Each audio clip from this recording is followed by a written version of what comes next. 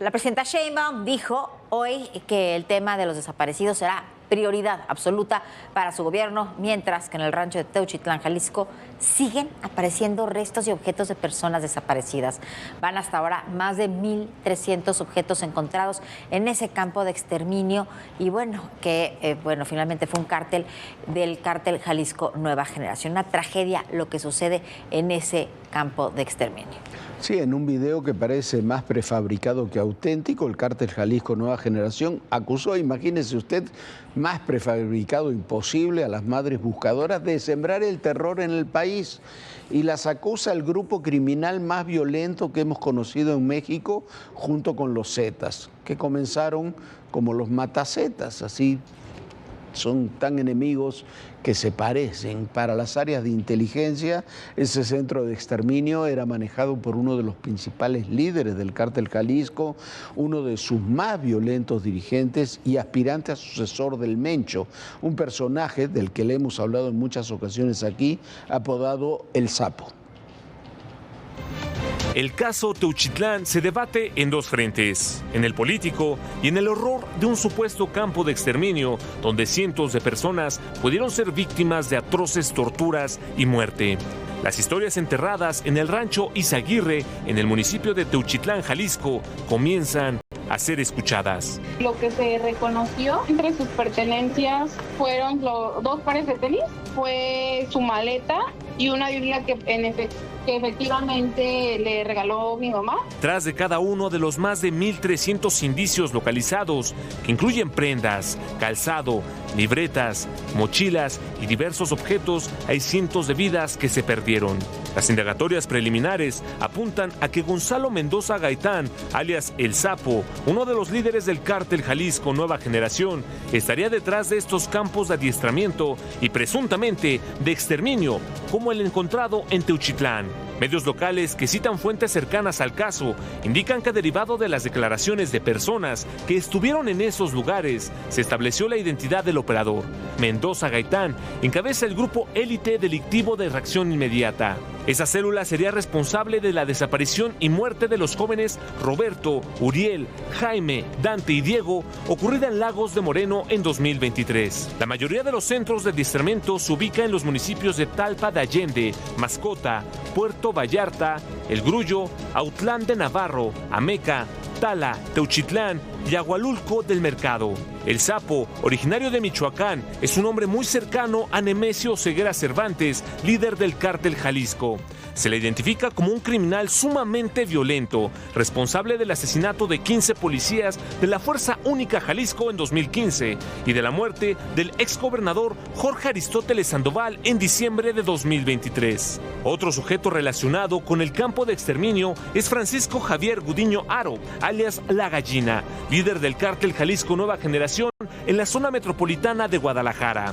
Este criminal estaría detrás de la desaparición de al menos 60 personas en la central de autobuses de Tlaquepaque, quienes fueron reclutados con una falsa promesa de trabajo. En el tema político, la presidenta Claudia Sheinbaum informó que el gobernador de Jalisco, Pablo Lemus, asistió a la reunión del Gabinete de Seguridad.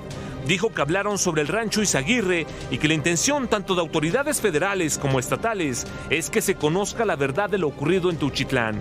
Tras las polémicas declaraciones del presidente del Senado, Gerardo Fernández Noroña, que cuestionó el hallazgo en Teuchitlán, la activista Ceci Flores, madre de víctimas y parte del colectivo Madres Buscadoras de Sonora, pidió al legislador morenista respeto para los familiares de personas en su situación. Dijo que quienes tienen una persona desaparecida podrían rezarle a un zapato, a una playera, a un lugar y hasta el viento, que pensamos que tocó a nuestros hijos para darnos consuelo. Durante la conferencia de prensa matutina, el gobierno federal acusó que el caso Teuchitlán ha sido manipulado con el uso de bots que tendrían la intención de generar una narrativa que busca intoxicar la conversación y atacar a la presidenta y expresidente. Mire, el tema no se trata de atacar al expresidente o de manipular las cosas. No se le puede dedicar 17 minutos a hablar de una conspiración y unos pocos minutos a hablar de lo que realmente pasó. En Teuchitlán hay un centro de exterminio. un centro de exterminio donde murieron decenas de personas, donde otros centenares de personas o miles, no lo sabemos, fueron reclutados o intentado ser reclutados para el crimen organizado, donde se secuestró, se mató, se extorsionó. Y eso ocurrió a lo largo de varios años, donde apenas en septiembre pasado llegaron autoridades locales y federales para liberar a personas que ahí estaban detenidas y que estaban siendo entrenadas como sicarios. Todo lo demás que se puede argumentar, si hubo campaña de bots o todo lo demás, la verdad es muy poco importante respecto a la verdad. Los hechos son suficientemente terribles como para dedicarle tiempo y espacio a algo que en última instancia, no deja de ser una especulación mediática. Lo importante de esto es que ese es un campo del Cártel Jalisco Nueva Generación. Lo importante es que hay un personaje como el Sapo, que es el que lo realizó. Lo importante es que hay otro personaje que es el responsable de haber secuestrado a 60 personas en Tlaquepaque en un esquema similar a la que ocurrió con este rancho de Izaguirre. Entonces, esos son los datos. Y lo importante es que el sexenio pasado hubo, según datos oficiales, entre 51,000 y 60,000 desaparecidos. Eso no es una campaña, no es una conspiración. Esos son los datos duros de la realidad que hay que afrontar. Se afrontan en un plano, pero se niegan en el otro. Esa dicotomía es terrible. Ya la conocemos y ya nos llevó a muchos problemas y a muchas crisis en el pasado. Bueno, y por otra parte, hoy se informó que el líder de la Mara Salvatrucha 13, que había sido detenido esta misma semana, ya fue extraditado a los Estados Unidos. Era uno de los personajes más buscados en la Unión Americana. Sí, por otra parte, la presidenta Sheinbaum informó que el buque de la Marina estadounidense que fue reportado en el Golfo de México está haciendo un recorrido del que fue advertido en tiempo y forma el gobierno federal. El FBI felicitó a la Secretaría de Seguridad y Protección Ciudadana y a la Fiscalía General de la República por su apoyo para la captura de Francisco Javier Román Bardales, alias El Veterano, uno de los 10 fugitivos más buscados por el buró. Kash Patel, director de la agencia estadounidense, confirmó la extradición del líder de la Mara Salvatrucha 13 y la calificó como una gran victoria. Patel señaló que esta captura y extradición es un paso crucial para mejorar la seguridad de las comunidades en todo Estados Unidos. El veterano, considerado narcoterrorista, fue capturado este lunes en la carretera Teocelovaxtla en Veracruz. La agencia estadounidense lo identifica como un alto líder de la Mara Salvatrucha con presencia en Estados Unidos, El Salvador y México. Se le relaciona con actos de violencia contra civiles y pandillas rivales, así como por su participación en la distribución de drogas y esquemas de extorsión en Estados Unidos y El Salvador. En septiembre de 2022, el Tribunal de Distrito de Nueva York emitió una orden de arresto contra Román Bardales por conspiración para prestar y ocultar apoyo material y recursos a terroristas, conspiración narcoterrorista, conspiración de crimen organizado y conspiración para traficar extranjeros. El secretario de Seguridad y Protección Ciudadana, Omar García Harfuch, fue quien informó sobre la detención del objetivo criminal gracias a labores de investigación que llevó a cabo el Gabinete de Seguridad. Como parte de los trabajos de inteligencia y la cooperación binacional con Estados Unidos, se tuvo conocimiento que el veterano tenía su zona de movilidad en la localidad de Baxtla, municipio de Teocelo, Veracruz. La captura de Román Bardales se logró en el marco de la cooperación entre México y Estados Unidos para combatir el crimen organizado en medio de las tensiones comerciales y migratorias. Como parte de este trabajo conjunto, se reportó que el lunes, el buque destructor USS Gravely de la Armada estadounidense comenzó a navegar aguas del Golfo de México cargado con misiles. El Pentágono confirmó el despliegue del buque junto a la Guardia Costera para apoyar los trabajos del Comando Norte. U.S. Northern Command announced on Saturday that the Arleigh Burke-class guided missile destroyer, the USS Gravely, departed Naval Weapons Station Yorktown for a scheduled deployment to the Gulf of America. And this deployment directly supports U.S. Northern Command's mission to protect our sovereignty. Sobre este hecho, la presidenta Claudia Sheinbaum dijo que el gobierno de México fue informado previamente sobre el despliegue del buque destructor de la Marina de los Estados Unidos en el Golfo de México. Agregó que ellos están en su territorio y bajo las normas internacionales de navegación, y reiteró que su objetivo no es contra México, que vigilan aguas internacionales por si llega droga o alguna otra situación hacia los Estados Unidos. Hoy se celebró un nuevo aniversario de la expropiación petrolera y se anunció una integración vertical de Pemex, regresando al esquema empresarial existente antes de la reforma aprobada en el gobierno de Peña Nieto, con algunos elementos, hay que decirlo, de lo que ha planteado en el pasado en varias oportunidades, sin que le hicieran caso ahí dentro de Morena, el ingeniero Cuauhtémoc Cárdenas. Lo cierto es que antes y ahora Pemex se ha convertido en una empresa profundamente ineficiente, en una carga difícil de mantener. Este 18 de marzo se conmemoró el aniversario de la expropiación petrolera, decretada en 1938 por el entonces presidente Lázaro Cárdenas. Consistió en la apropiación del hidrocarburo que explotaban 17 empresas extranjeras, las cuales ejercían el control de la industria con el propósito de constituirse en propiedad de los mexicanos. En México, cuando los países extranjeros vieron que lo había en grandes cantidades, formaron importantes monopolios explotadores que saqueaban nuestras reservas petroleras. Durante el 87 aniversario, en la torre de Pemex en la Ciudad de México, la presidenta Claudia Sheinbaum destacó los logros de Pemex y CFE gracias a las reformas logradas desde la administración pasada. Algo de lo más importante es que se recuperan verticalmente las empresas, es decir, lo que se hizo en 1992, de separar a Pemex con el objetivo de privatizarlo, comienza el día de hoy la integración vertical de Petróleos Mexicanos para fortalecer su eficiencia, su rendimiento y empresa pública del Estado mexicano y empresa del pueblo de México. El director general de Petróleos Mexicanos, Víctor Rodríguez, aseguró que la empresa está en la ruta correcta. Hemos contrarrestado la declinación natural de los yacimientos, estabilizado la producción y reducido el costo del barril extraído. En exploración, agregamos 3 descubrimientos con un volumen estimado en 100 millones de barriles. Completamos pozos e iniciamos nuevas oportunidades, las identificamos, que suman recursos prospectivos estimados en 930 millones de barriles. Ahora producimos más gasolina, diésel y turbocina que combustóleo y otros productos pesados de menor valor comercial.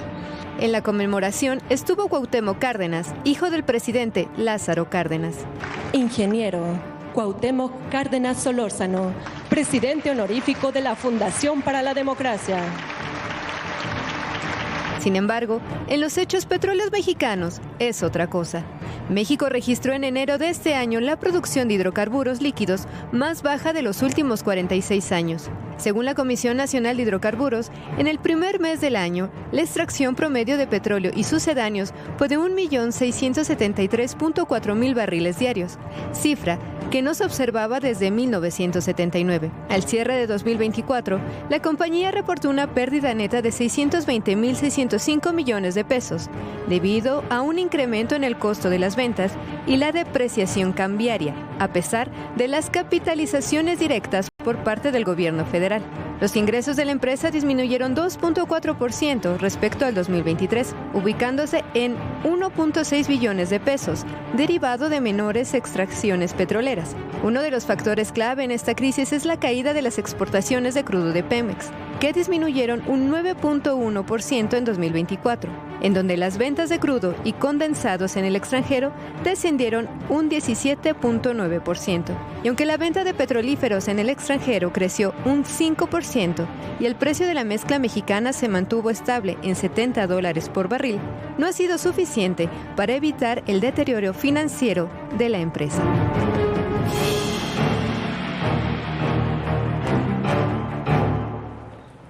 Bueno, Pemex en cualquier lugar del mundo, si fuera una empresa privada, estaría quebrada. Yo hubiera desaparecido. 620,000 millones de pérdidas es una cifra brutal. La deuda es enorme, la deuda hacia los proveedores es enorme, es muy difícil de pagar, la producción es cada vez menor, la rentabilidad es cada vez menor. Es muy difícil sobrellevar así una empresa. Yo no sé si la integración vertical como estaba en el pasado es la solución, lo que se dijo hoy para esta empresa. Esta empresa tendría que funcionar como tal. Tiene muchos lastres. Tienes un movimiento sindical que es carísimo. En Pemex es la única empresa petrolera del mundo que en lugar de reducir con las nuevas tecnologías su personal en el último año aumentó, la deuda aumentó, la producción se redujo, las reservas también. Hemos gastado 25,000 millones de dólares en una refinería que todavía no refina y que cuando funcione refinará lo mismo que refina la de Deep Pack, la que se compró en Texas por 1.600 millones de dólares. Y hemos gastado 25,000. Hay muchos sinsentidos en torno a lo de Pemex.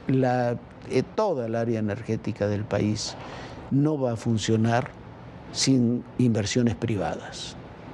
Puede haber muchos esquemas para esas inversiones privadas, asociación público-privada, participación directa del capital privado, pero primero hay que darle garantías, seguridad jurídica, y segundo, hay que darles espacios para poder hacerlo, garantizándole también la rentabilidad. Ninguna empresa estatal en el mundo, de las poquitas, muy poquitas que quedan, tiene índices de rentabilidad. Petrobras en Brasil, en parte, tuvo un mecanismo de participación privada definido por el presidente Lula da Silva, no por ningún presidente conservador. Lo mismo ocurre en Noruega, donde hay petroleras estatales, en Gran Bretaña, en muchos países del mundo. Es un esquema que por lo menos a mí no me convence. Pero tampoco es verdad que todo haya sido por la especulación y por la ambición de las petroleras, hablando de la expropiación petrolera por las empresas extranjeras. Eso por supuesto que sí que existía, pero había muchas otras razones. En su documental sobre la relación México-Estados Unidos en términos de seguridad a lo largo de la historia, Viviana relató cómo fue el momento, el contexto en que se realizó la expropiación petrolera allá en 1938. Un punto fundamental en esos meses es el petróleo. El 18 de marzo de 1938, el presidente Lázaro Cárdenas había decidido expropiar las empresas petroleras extranjeras en México. El tema del petróleo era vital en estos momentos previos a la guerra. Para esa fecha estaba por concluir la Guerra Civil Española y era evidente que con el apoyo de los nazis y fascistas, el franquismo terminaría derrotando a la República. Y en México y en el mundo se preparaban para un inevitable conflicto global. Obviamente, de alguna manera, incluso demagógica, este discurso le va a venir muy bien a este Estado porque va a volverse el mito de mitos. México es el único dueño, el Estado es el único dueño y se vuelve casi un pecado, es un vendepatria si se te ocurre decir que ese petróleo pudiera ser también extraído por las empresas privadas.